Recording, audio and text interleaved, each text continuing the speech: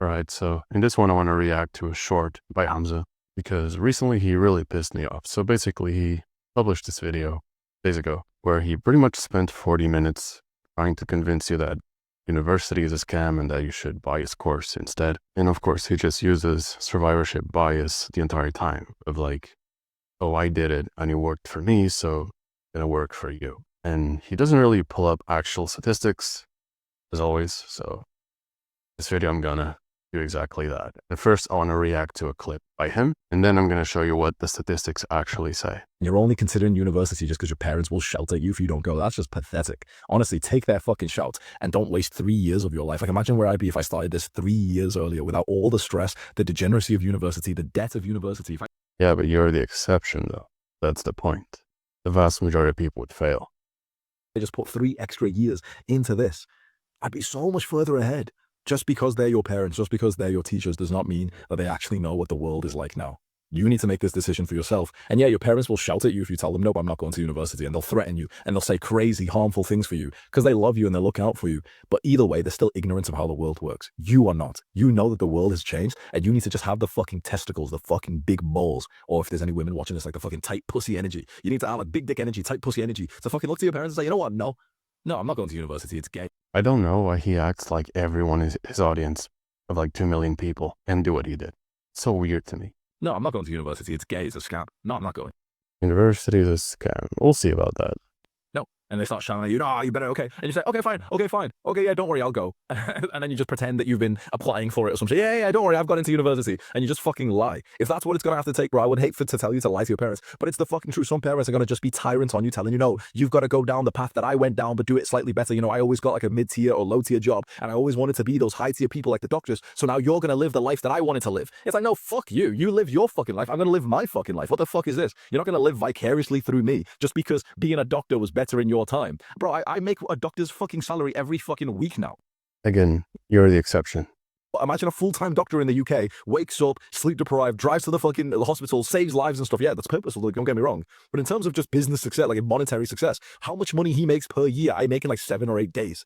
We live in a new game right now. Don't you ever listen to someone who doesn't understand this fucking world. You know the new world now is all about making money online, starting your own business, or at the very least learning some kind of skill where you can become a freelancer. That's the game. That is the new meta. You're only... You have to wonder why he never brings up statistics to back up his claim. And that's because the statistics say the exact opposite of what he's claiming.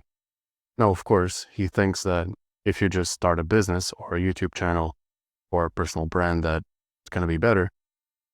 But that's ignoring that almost 100% of businesses fail and almost 100% of YouTubers fail.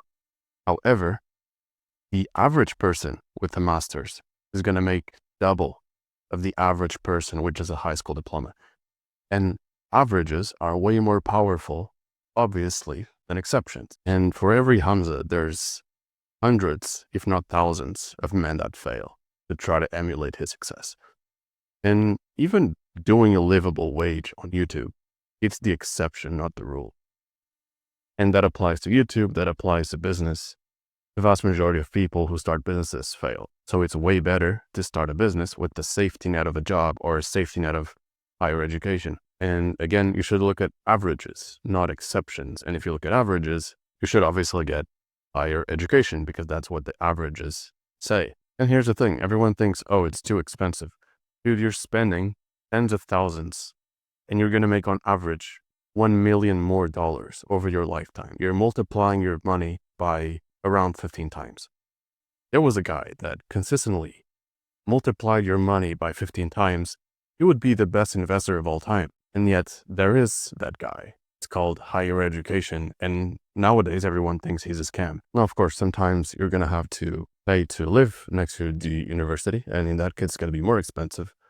But still, it's not even close to being a bad deal. Even if you take everything into account, you're going to be spending maybe like around 100K and make more than $1 million in terms of lifetime returns. You're 10xing your money.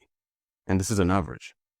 And this is accounting for all the degrees. If you take STEM, if you take engineering, you're going to be making like 2 million. So that's 20 to 40 times your money. And you know this argument that people use all the time, oh, but it has to be a useful degree. And I agree, but even the useless ones like arts and humanities, they still have a premium.